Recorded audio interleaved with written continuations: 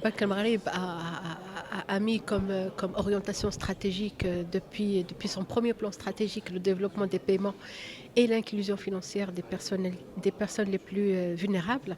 Ça a commencé par un certain nombre de choses, notamment la mise en place de systèmes de paiement résilients et modernes qui puissent soutenir le développement des moyens de paiement électroniques, un certain nombre d'actions pour l'inclusion financière, notamment en termes d'éducation financière, parce qu'on a mis en place en 2013 la Fédération marocaine, la Fondation marocaine d'éducation financière.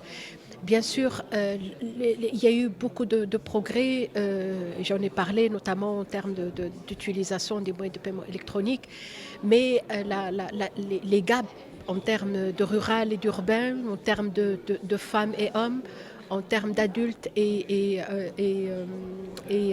jeunes sont là. D'ailleurs, la première enquête Findex l'a démontré. Et donc, nous avons uni nos efforts avec le ministère des Finances notamment, mais avec l'ensemble des parties prenantes qui ont un rôle à jouer de près et de loin dans l'inclusion financière.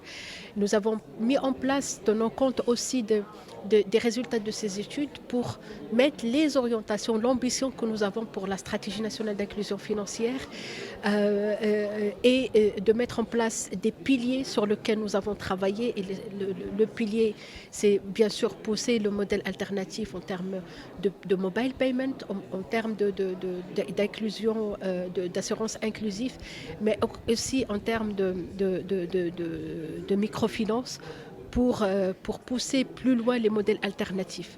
Nous avons aussi mis en place comment les banques marocaines peuvent jouer un rôle beaucoup plus accéléré dans l'inclusion financière et bien sûr comment aussi mettre un ensemble d'outils pour pousser plus loin le financement de la TPME et surtout la très petite entreprise en matière aussi d'évaluation des risques et aussi de mettre des modèles alternatifs pour le financement. Le crowdfunding maintenant est une réalité, c'est là.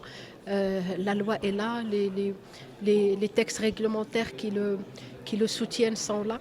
Et donc, on est prêt pour aussi agréer ces plateformes pour le crowdfunding qui serait aussi une source très importante de financement pour la très petite entreprise. Et dans tout ça, l'éducation financière est quelque chose de transversal. Nous essayons de mutualiser, bien sûr, de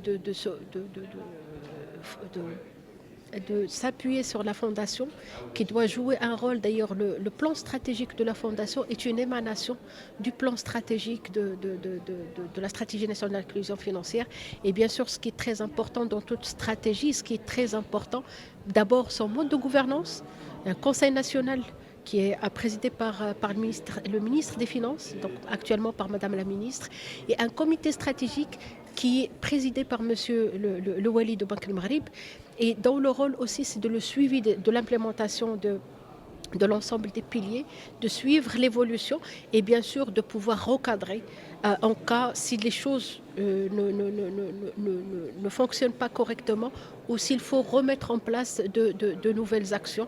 Et nous sommes d'ailleurs dans le cadre, actuellement on a achevé le premier plan, on est dans le cadre de l'évaluation du premier plan et de la mise en place du second plan qui va s'étaler pour 2026-2027. Pour suivre toute l'actualité d'EcoActu.ma, inscrivez-vous sur notre chaîne YouTube et rejoignez notre communauté sur Facebook et sur les autres réseaux sociaux.